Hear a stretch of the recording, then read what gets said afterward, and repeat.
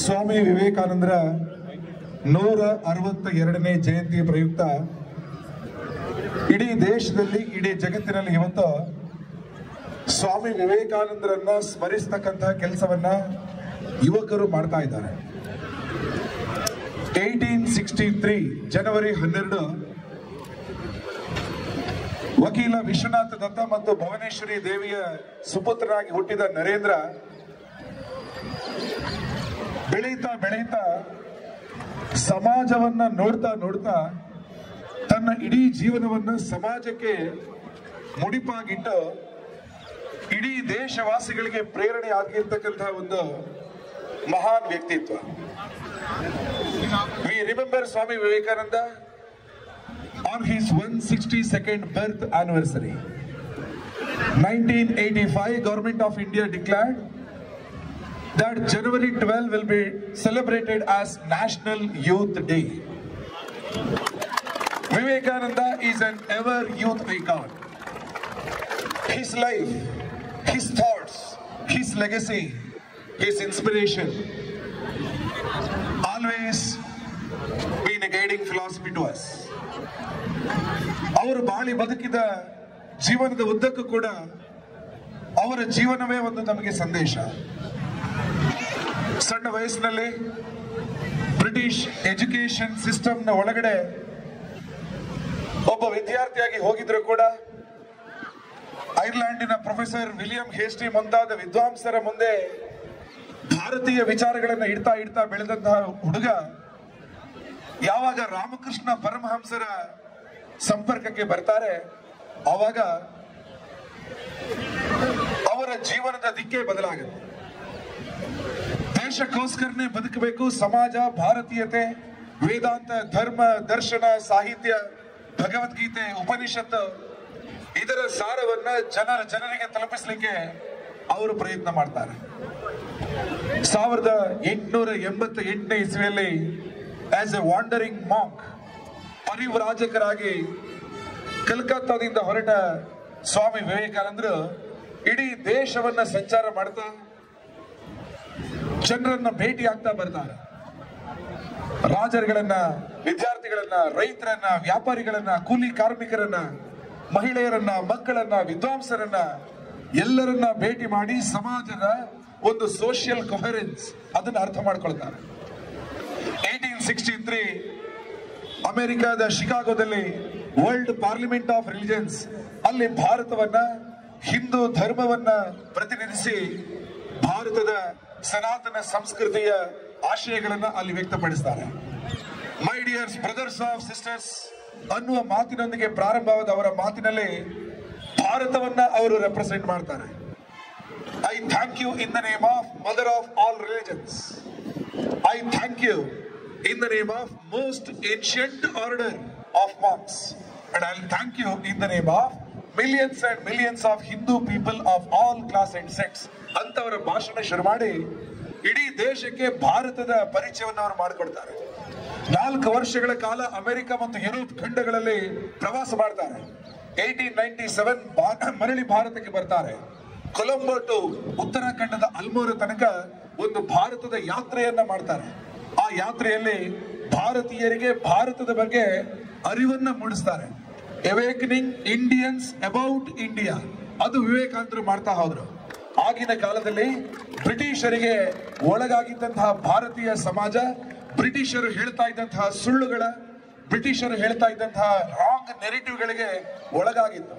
ಆವಾಗ what is India, ನಾವು ಯಾರು, ನಮ್ಮ ಕರ್ತವ್ಯವೇನು ಅಂತ ನಮಗೆ ಹೇಳಿಕೊಟ್ಟದ್ದೇ ಸ್ವಾಮಿ ವಿವೇಕಾನಂದರು. 1897ರಿಂದ ಮೊದಲುಗೊಂಡವರ ಯಾತ್ರೆ 1902ನೇ ಇಸ್ವಿಯಲ್ಲಿ ಜುಲೈ 4ನೇ ತಾರೀಕು ಅವರು ತೀರ್ಕೊಳ್ಳೋ ತನಕ ಅದು ಮುಂದುವರಿಯುತ್ತೆ. ಆ ಸಂದರ್ಭದಲ್ಲಿ ಅವರು ಏನೆಲ್ಲ ನಮಗೆ ಪ್ರೇರಣೆ ಕೊಟ್ಟರೋ, ಯಾವೆಲ್ಲ ವಿಷಯದಲ್ಲಿ ಕ್ಲಾರಿಟಿ ಆಫ್ ಥಾಟ್ಸ್ ನಮಗೆ ಕೊಟ್ಟರೋ ಅದಕ್ಕೋಸ್ಕರ ನಾವು ಅವ್ರನ್ನ ನೆನಪಿಸ್ತೀವಿ. ಎಜುಕೇಶನ್ಗೆ ಬಂದಾಗ ಅವ್ರು ಹೇಳ್ತಾ ಇದ್ರು, education is the manifestation of perfection which is already existing in a man. Education is not about certificates. It is not about degrees. It is about our behavior in public. How you expose yourself to the society. How the society is respecting you with your ethos to the society back. ಹಾಗಾಗಿ education is not about some degrees or marks, it is all about manifestation of perfection, ವ್ಯಕ್ತಿತ್ವದ ಪ್ರಕಟೀಕರಣ ಅಂತ ಅವ್ರು ಹೇಳಿದ್ರು. ವ್ಯಕ್ತಿತ್ವ ಅಂದಾಗ when he said by education I mean character. ವ್ಯಕ್ತಿಗಳಿಗೆ character ಬೇಕು. ಕ್ಯಾರೆಕ್ಟರ್ ಅನ್ನೋ ಶಬ್ದವನ್ನ ಭಾರತದಲ್ಲಿ 2 ಶಬ್ದದಲ್ಲಿ ಕೇಳ್ತೀವಿ, ಚಾರಿತ್ರ್ಯ ಮತ್ತು ಶೀಲ. ಚಾರಿತ್ರ್ಯ ಅಂದ್ರೆ ಹೊರಗಡೆಯ ಸಮಾಜ ಏನು ಅಪೇಕ್ಷೆ ಪಡುತ್ತೆ ಆ ರೀತಿ ನಾವು ನಡ್ಕೊಂಡ್ರೆ ಅದನ್ನು ಚಾರಿತ್ರ್ಯ ಅಂತ ಕರಿತೀವಿ. Society will expect something, we behave accordingly.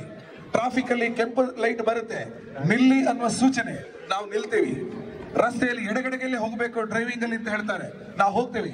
ಹೇಗೆ ಸೊಸೈಟಿ ಎಕ್ಸ್ಪೆಕ್ಟ್ ಮಾಡುತ್ತೆ ಆ ತರ ನಾವು ಬಿಹೇವ್ ಮಾಡ್ತಾ ಸಾಗುವಂತದ್ದು ಚಾರಿತ್ರ್ಯ. ಅದು ಬೇಕೇ ಬೇಕು, ನಾಗರಿಕ ಸಮಾಜದಲ್ಲಿ ಅದು ಬಹಳ ಅವಶ್ಯಕ. ಇನ್ನೊಂದು ಕಡೆಗೆ ಶೀಲ ಅಂತ ಇದೆ. ಸಮಾಜದಲ್ಲಿ ಯಾರು ಕೂಡ ನಮ್ಮನ್ನ ಮಾನಿಟರ್ ಮಾಡದೇ ಇರುವ ಸಂದರ್ಭದಲ್ಲಿ, no CCTV camera, no traffic police, no one to monitor you, how you behave, ಆವಾಗ ನಮ್ಮ ಒಳಗಡೆಯಿಂದ ಏನು ಬರುತ್ತೆ ಅದನ್ನ ಶೀಲ ಅಂತ ಕರೀತಾರೆ.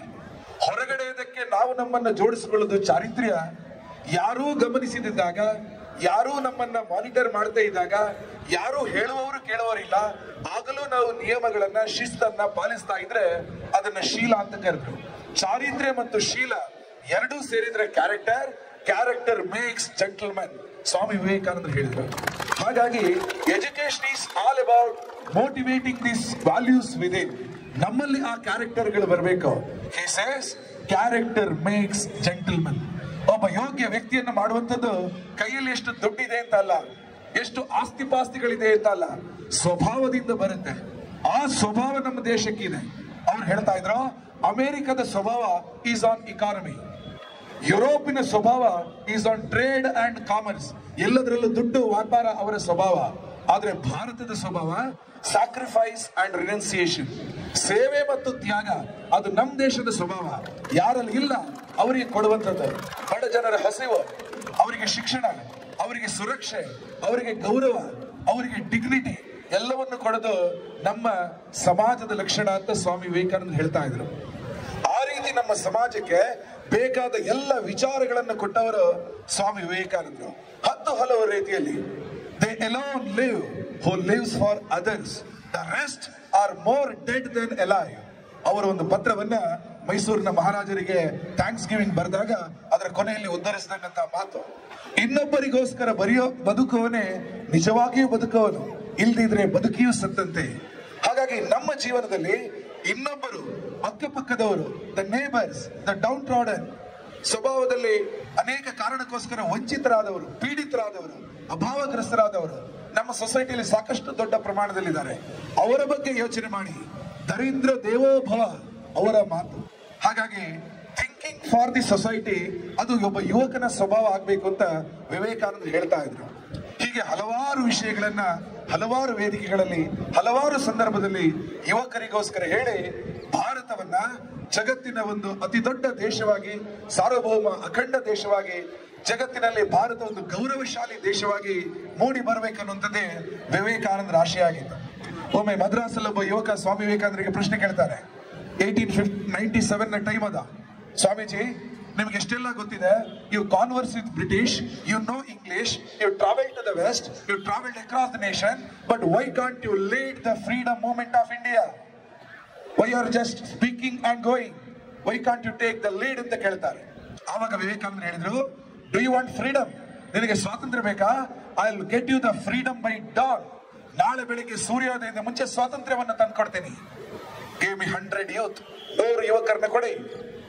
The youth with the nerves of steel, the muscles of iron, ಆ ರೀತಿಯ ಯುವಕರು ನಮಗೆ ಕೊಡಿ. And the will power like thunder, ಸಿಡಿಲ್ನಂತಹ ಇಚ್ಛಾಶಕ್ತಿಯ 100 ಯುವಕರನ್ನ ಕೊಡಿ. I will get you the freedom. ಆ ಯುವಕರಿಗೆ ಸಿಗಲೇ ಇಲ್ಲ. ಅವ್ರು ಹೇಳಿದ್ರು, ಮಗು ಬೇಜಾರು ಮಾಡಬೇಡ, we will get the freedom, I will get you the freedom by dawn, but where are the men to digest the freedom? ಇವತ್ತು ಸ್ವಾತಂತ್ರ್ಯ ಸಿಕ್ಕಿದ್ರೆ ನಮ್ಮ ಸೊಸೈಟಿ ಯಾವ ರೀತಿ ಅದನ್ನ ಡೈಜೆಸ್ಟ್ ಮಾಡ್ಕೊಳ್ಬಹುದು? Society is not organized. You are fighting in the name of caste. You are fighting in the name of language. You are fighting for something or other. We create each day a topic to invent for fighting. ಆ ರೀತಿ ಆಗಬಾರ್ದು. We should be united.